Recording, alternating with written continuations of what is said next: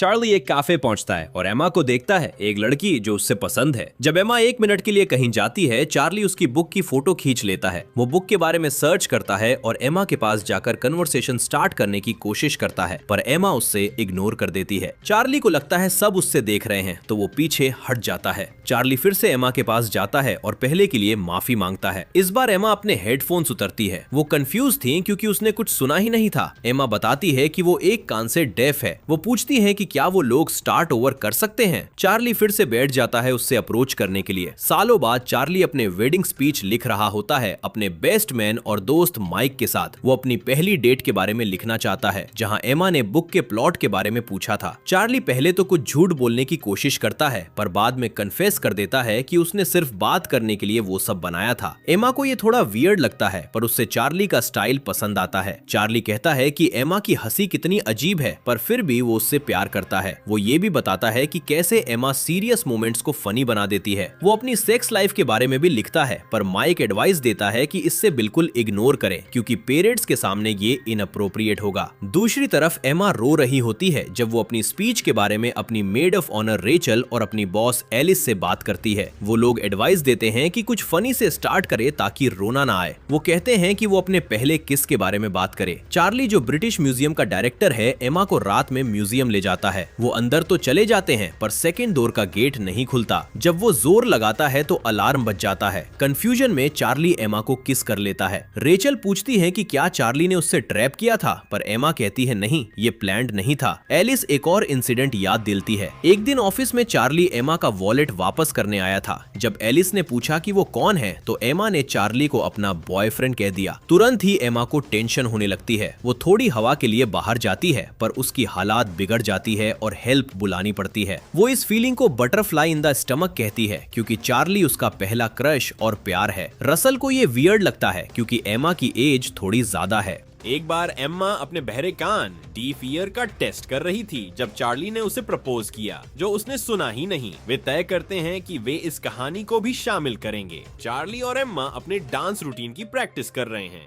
Emma को इसमें मजा नहीं आ रहा है। उसे लगता है कि यह सब थोड़ा परफॉर्मेटिव, दिखावटी है। ट्रेनर जवाब देता है कि असल में सारी शादियां ही परफॉर्मेटिव होती हैं। जब एम्मा कुछ नए स्टेप्स आजमाने की कोशिश करती है तो ट्रेनर गुस्सा हो जाता है। बाहर निकलते समय एम्मा ट्रेनर की बुराई कर रही होती है। तभी उन्हें अपनी वेडिंग डीजे पॉलीन दिखाई देती है। वे देखते हैं कि पॉलीन एक पब्लिक पार्क में हेरोइन पी रही है। माइक और रेचल, जो खुद एक कपल हैं, के साथ रिहर्सल डिनर पर जाते हैं। एम्मा सुझाव देती है कि शादी के बाद उन्हें सिर्फ डिनर पर चले जाना चाहिए, लेकिन चार्ली असहमत होता है। उसका मानना है कि उनकी शादी है, वे इसे इतना साधारण नहीं रख सकते। चार्ली और एम्मा सबको डीजे पॉलीन के बारे में बताते हैं। बाकी सबका मानना है कि उसे तुरंत काम से निकाल देना चाहिए, लेकिन एम्मा उसका बचाव करते हुए कहती है कि यह कोई इतनी बड़ी बात नहीं है।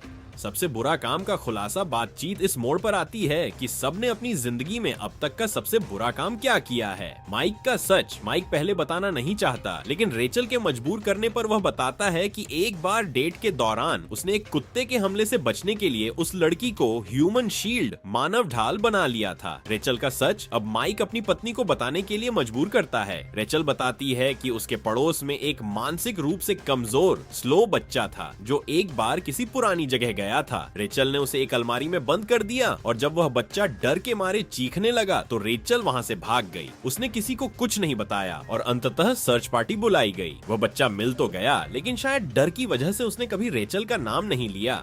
अब सब मिलकर चार्ली पर दबाव डालते हैं। चार्ली स्वीकार करता है कि उसने एक बच्चे को इतना साइबर बुली किया था कि उसके परिवार को शहर छोड़ कर जाना पड़ा। अंत में एम्मा की बारी आती है। एम्मा शांति से कहती है कि एक बार उसने स्कूल शूटिंग प्लान की थी। यह सुनकर सब स्तब्ध रह जाते हैं। चार्ली को लगता है कि वह मजाक कर रही है, लेकिन एम्मा गंभीरता से बताती है कि यह सच है और उसने अपने पिता की राइफल भी तैयार कर ली थी। वह एक और चौंकाने वाला खुलासा करती है। उसके बहारेपन का असली कारण यही था। प्रैक्टिस के दौरान राइफल उसके कान के बहुत पास चल गई थी। चार्ली हैरान रह जाता है क्योंकि एम्मा ने उसे बताया था कि वह बचपन से ही बाहरी है। तनाव और बहस रेचल को बहुत गुस्सा आता है क्योंकि उसका कजिन सामंथा एक स्कूल शूटिंग की वजह से पैरालाइज लकवाग्रस्त हो गया था। कमरे में तीखी बहस शुरू हो जाती है। एम्मा माफी मांगती है लेकिन यह भी स्पष्ट करती है कि उसने उस प्लान को कभी अंजाम नहीं दिया था। बहस के बीच ही तनाव इतना बढ़ जाता है कि एम्मा को उल्टी वॉमिट आने लगती है। वे लोग उस रात को वहीं खत्म करते हैं और अपने अपार्टमेंट लौट जाते हैं। अगली सुबह का सन्नाटा। उस रात चार्ली को एक भयानक सपना आता है कि उनकी शादी पर कोई शूटर हमला कर रहा है। अगली सुबह वह एम्मा की बचपन की एक फोटो देखता है और सोचने लगता है कि कैसे वह नन्ही सी लड़की शूटिंग की प्रैक्टिस कर रही होगी। जब एम्मा सोकर उठती है तो चार्ली को गायब पाकर डर जाती है। उसे लगता है कि शायद वह माइक के साथ शादी कैंसिल करने की बात कर रहा होगा या पुलिस को बुला रहा होगा। लेकिन कुछ ही देर में चार्ली कॉफी लेकर वापस आ जाता है। दोनों खामोशी से बैठते हैं। चार्ली अभी भी इस सच को स्वीकार करने की कोशिश कर रहा है। वह पूछता है कि एम्मा ने सबके सामने ये बात क्यों कही जबकि उससे अब तक छुपा कर रखा था। एम्मा कहती है कि वह नशे में थी। जब चार्ली और सवाल पूछने की कोशिश करता है तो एम्मा को फिर से उल्टी होने लगती है। एम्मा बताती है कि जब वह नई जगह रहने गई थी तो उसका कोई दोस्त नहीं था और उसे काफी बुली परेशान किया जाता था। जब चार्ली पूछता है कि उसे शूटिंग का विचार कहां से आया तो एम्मा कहती है कि यह उसका कोई ओरिजिनल आइडिया नहीं था। उस समय यह सब समाज में पहले से हो रहा था और उसे इसमें एक तरह का आकर्षण और कूलनेस नजर आई थी। वे दोनों अपने प्री वेडिंग फोटो शूट के लिए जाते हैं। वहाँ फोटोग्राफर बार बार शूटिंग शब्द का इस्तेमाल करती है जैसे कि फैमिली मेंबर्स को शूट करना, जो उन दोनों को बहुत असहज कर देता है। चार्ली को बार बार ऐसा महसूस होता है जैसे उसके बगल में बंदूक पकड़े हुए छोटी एम्मा खड़ी है। घर लौटते समय एम्मा टैक्सी ड्राइवर पर बुरी तरह चिल्ला देती है जिससे चार्ली और भी ज्यादा अनकंफर्टेबल महसूस करने लगता है। बाद में एक निजी पल के दौरान एम्मा अचानक चार्ली को थप्पड़ियच मार देती है। चार्ली को इस पर बहुत गुस्सा आता है और वह साफ कह देता है कि उसे यह सब बिल्कुल पसंद नहीं है और वह इसे बर्दाश्त नहीं करेगा। एक फ्लैशबैक में दिखाया जाता है कि छोटी एमा शूटिंग का अपना कारण समझाने के लिए एक वीडियो रिकॉर्ड कर रही थी, लेकिन उसका कंप्यूटर बार बार खराब हो रहा था। वह स्कूल में ही थी जब एक दूसरे शूटर ने वहां हमला कर दिया। चार्ली ये सुनकर हैरान रह जाता है कि एक और मास शूटिंग हुई थी। एमा उसे सुधारते हुए कहती है कि वो मास शूटिंग नहीं थी, क्योंकि मास शूटिंग कहलाने के लिए 4 या उससे ज्यादा लोगों का मरना जरूरी है, जबकि उनके मामले में सिर्फ 3 लोग मारे गए थे। स्कूल छात्रों को इस सदमे से उबारने के लिए कई क्लासेस आयोजित करता है, जहां एमा की बॉन्डिंग दूसरे स्टूडेंट से होती है। एक क्लास में चर्चा होती है कि स्कूल शूटिंग अक्सर पुरुष ही करते हैं। एमा इस बात को काटती है और कुछ ऐसी घटनाओं के नाम बताती है जहां हमलावर महिलाएं थीं। यह सुनकर एक लड़के का ध्यान उसकी ओर जाता है। वह एमा के पास आता है और पूछता है कि क्या वह गन वायलेंस के खिलाफ कुछ करने में उसका साथ देगी। एमा एक पूरा ग्रुप ज्वाइन कर लेती है, गन कंट्रोल के लिए विरोध प्रदर्शन आयोजित करने लगती है और अंत में अपनी राइफल भी फेंक देती है। खामोशी और अनकहा डर चार्ली को यह सब बहुत भारी लगता है। एमा कहती है कि वह अब इस बारे में और बात नहीं करना चाहती। वो नहीं चाहती कि चार्ली उसे अलग नजर से देखे। दोनों एक दूसरे को गले लगाते हैं ताकि इस अतीत को पीछे छोड़ सकें। रात में एमा बताती है कि रेचल उसका फोन नहीं उठा रही है। चार्ली उसे सलाह देता है कि रेचल को थोड़ा समय देना चाहिए। एक सुबह चार्ली को एक कॉफी मग मिलता है जिस पर बंदूक की फोटो बनी होती है। वह तुरंत उसे उठाता है और डस्टबिन में फेंक देता है। चार्ली अभी भी समझ नहीं पा रहा है कि एमा का कौन सा रूप सच है। चार्ली अपनी शादी की स्पीच को फिर से पढ़ता है और उस हिस्से को काट देता है जहां उसने एमा को सहानुभूति रखने वाली कहा था। अंत में वह पूरी स्पीच ही डिलीट कर देता है। अचानक एमा कमरे में आती है और वह घबराकर अपना लैपटॉप तुरंत बंद कर देता है। बाद में एमा को कूड़ेदान में वही मग मिल जाता है जिसे चार्ली ने छिपाकर फेंका था। एक दिन जब चार्ली तैयार हो रहा होता है, वह एमा को हाथ में चाकू लिए अंदर आते देख सन्न रह जाता है। एमा उससे पूछती है कि वह डर क्यों रहा है, लेकिन चार्ली इनकार कर देता है। जब वह चाकू उसकी तरफ तानती है तो चार्ली पूरी तरह हिल जाता है।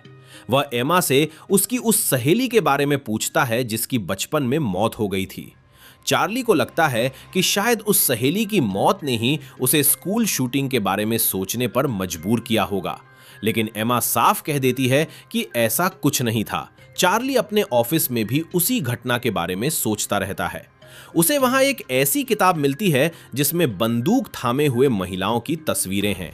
हैरान होकर वह अपनी सहकर्मी मिशा से पूछता है, पर मिशा कहता है कि उसे इस बारे में कुछ नहीं पता। उधर एमा अपने ऑफिस में बैठी उस समय के बारे में सोच रही है जब उसने एक कुत्ते पर अपनी राइफल तानी थी। उसकी बॉस एलिस आकर पूछती है कि क्या वह रेचल से संपर्क कर सकती हैं, क्योंकि प्रोजेक्ट के लिए उसकी जरूरत है। एमा बहाना बनाती है कि रेचल से अब संपर्क करना मुश्किल है और शायद वह इस काम के लिए सही नहीं है। एलिस हैरान रह जाती है क्योंकि एमा ने ही रेचल की सिफारिश की थी। एमा झूठ बोलती है कि रेचल डेडलाइंस के साथ संघर्ष करती है, इसलिए उसे प्रोजेक्ट से हटा देना ही बेहतर है। जब वे बिस्तर में होते हैं, एमा करीब आने की कोशिश करती है। चार्ली उसे किस तो करता है, लेकिन वह उस पल में पूरी तरह शामिल नहीं हो पाता। एमा उसे टोकती है कि वह उस घटना के बारे में सोचना बंद करे। इस पर चार्ली चिढ़कर और गुस्से में कहता है कि वह नहीं सोच रहा था, लेकिन अब एमा के कहने के बाद वह फिर से उसी के बारे में सोच रहा है। चार्ली गुस्से में ड्रिंक करने के लिए बाहर चला जाता है। एम्मा उसके पास आकर बैठती है और एक अजनबी होने का नाटक रोल प्ले करती है ताकि माहौल थोड़ा ठीक हो सके, लेकिन चार्ली का मूड नहीं होता। दोनों के बीच बहस शुरू हो जाती है। एम्मा उससे सीधे पूछती है कि क्या उसने बंदूक की फोटो की वजह से वह मग फेंका था। चार्ली इनकार करने की कोशिश करता है और उनकी बहस बढ़ती जाती है। अचानक चार्ली एम्मा की तरह मजाकिया बनने की कोशिश करता है, लेकिन इस चक्कर में वह अनजाने में उसे इंजर पहुंचा देता है। उसी पल एम्मा के पास रेचल का फोन आता है और वह उसे उठा लेती है। रेचल की नाराजगी और चार्ली की सफाई अगले दिन चार्ली रेचल और माइक से मिलता है। रेचल अब मेड ऑफ ऑनर नहीं बनना चाहती। वह शिकायत करती है कि एम्मा ने उसे प्रोजेक्ट से निकलवा दिया है। चार्ली एम्मा का बचाव करते हुए कहता है कि उसका इरादा ऐसा नहीं था। वह रेचल को समझाने की कोशिश करता है कि बचपन में एम्मा ने अपनी एक पुरानी दोस्त को एक एक्सीडेंट में खो दिया था। वह यह भी तर्क देता है कि समाज में ऐसे कई लोग हैं जो बुरा सोचते हैं, पर वे उसे कभी करते नहीं और सामान्य जीवन जीते हैं। वह रेचल से ओपन माइंड रखने की गुजारिश करता है। रेचल कहती है कि वह अपनी बहन सामंथा, जो खुद शूटिंग का शिकार हुई थी, से मिलेगी और पूछेगी कि क्या उसे रेचल का इस शादी में शामिल होना ठीक लगेगा। बाहर चार्ली सामंथा को व्हील चेयर पर आते देखता है। वह अपना परिचय देता है और एम्मा के बारे में सफाई देने की कोशिश करता है, लेकिन उसकी बातें बहुत अजीब और परेशान करने वाली लगती हैं, इसलिए सामंथा वहां से चली जाती है। ऑफिस का सन्नाटा और मिशा का राज वापस ऑफिस आकर चार्ली अपनी स्पीच भाषण फिर से लिखता है, लेकिन उसे पूरा नहीं कर पाता। वह बार बार बंदूक वाली महिलाओं की वह किताब देखता है और उन तस्वीरों में एम्मा की कल्पना करने लगता है। कॉन्फ्रेंस रूम में चार्ली अपनी सहकर्मी मिशा से पूछता है कि उसकी जिंदगी का सबसे बुरा काम क्या है। मिशा काफी सोचने के बाद कहती है कि उसने धोखा दिया था। चार्ली ये गहराई से जानना चाहता है कि मिशा की नजर में वह काम इतना बुरा क्यों था।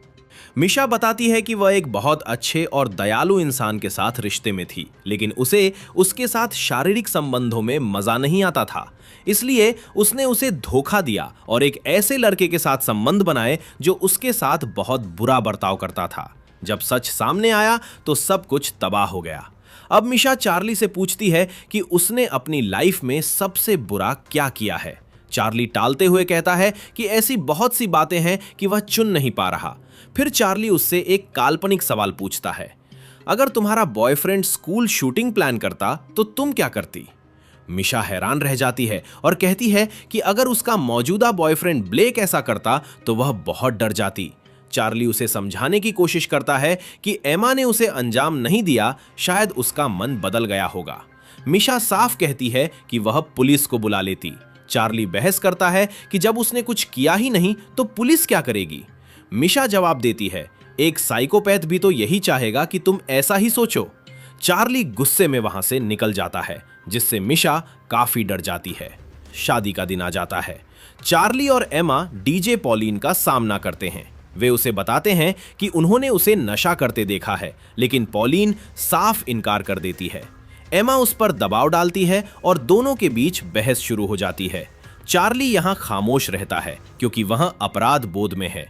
ऑफिस में जब वह रो रहा था तब मिशा उसे सांत्वना देने आई थी, लेकिन चार्ली ने गलत इशारा समझकर उसे किस कर लिया था। बात हाथ से निकलने ही वाली थी कि चार्ली को अपनी गलती का एहसास हुआ और उसने रुककर माफी मांगी। शादी में पॉलिन एमा को बुरी लड़की कहती है, जिससे गुस्सा होकर एमा उसे वहीं काम से निकाल देती है। पॉलिन उन्हें कोसते हुए चली जाती है। शादी की रस्में पूरी होती हैं और दूल्हा दुल्हन एक दूसरे को चूमते हैं। रिसेप्शन के दौरान चार्ली तब घबरा जाता है जब वह मिशा को उसके बॉयफ्रेंड ब्लेक के साथ देखता है।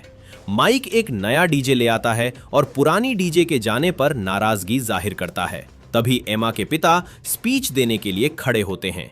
वे भावुक होकर एमा के बचपन की कहानियां सुनाते हैं।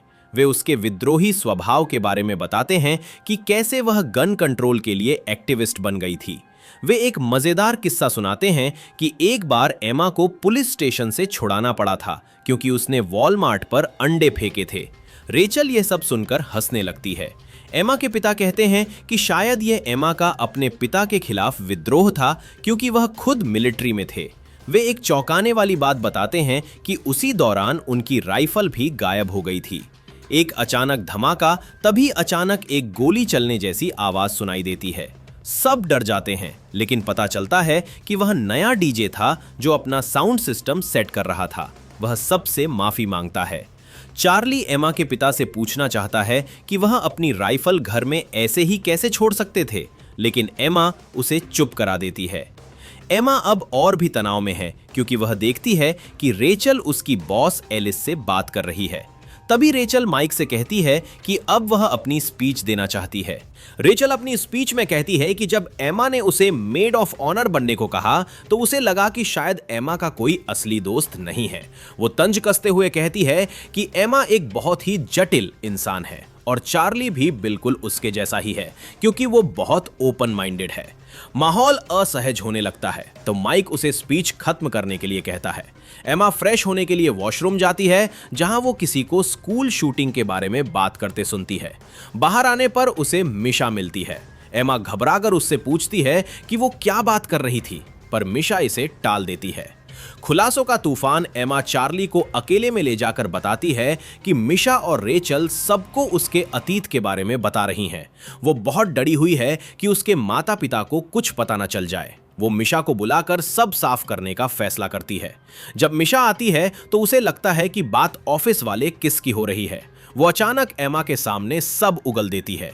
चार्ली ने ही पहले मुझे किस किया था, पर हमने तुरंत रोक दिया। एमा सन्न रह जाती है। मिशा आगे बताती है कि चार्ली स्कूल शूटिंग की बात करके रोने लगा था और सांत्वना देने के दौरान ये सब हुआ। एमा का गुस्सा 7वें आसमान पर पहुंच जाता है। शादी का तमाशा माइक घोषणा करता है कि अब दूल्हा कुछ शब्द कहेगा। चार्ली नशे और घबराहट में अजीब बातें करने लगता है। वो अपनी सेक्स लाइफ का जिक्र करने लगता है जिससे सब असहज हो जाते हैं। फिर वो चिल्लाकर भीड़ से कहता है कि एमा ने कुछ भी गलत नहीं किया है और वो मिशा वाली बात के लिए माफी मांगता है। ये सुनकर मिशा का बॉयफ्रेंड ब्लेक भड़क जाता है। शादी का माहौल पूरी तरह बिगड़ जाता है। चार्ली पागलों की तरह चिल्लाता है कि मुझे फर्क नहीं पड़ता अगर एमा ने किसी का खून भी किया होता। ब्लेक और चार्ली के बीच हाथापाई की नौबत आ जाती है। चार्ली घायल होकर घर पहुंचता है, पर एमा वहां नहीं है। वो उसे फोन करता है लेकिन वो नहीं उठाती। उसे याद आता है कि शादी में उसने ब्लेक को हेडबट किया था, जिसके बाद रेचल ने ब्लेक को धमकाया और एमा गुस्से में वहां से भाग गई। हताश होकर चार्ली एक डिनर पर जाता है। तभी एमा वहां आती है और चार्ली के पास से ऐसे गुजरती है जैसे उसे जानती ही न हो। वो फिर से वही रोल प्ले शुरू करती है और एक अजनबी की तरह चार्ली के पास बैठने की इजाजत मांगती है।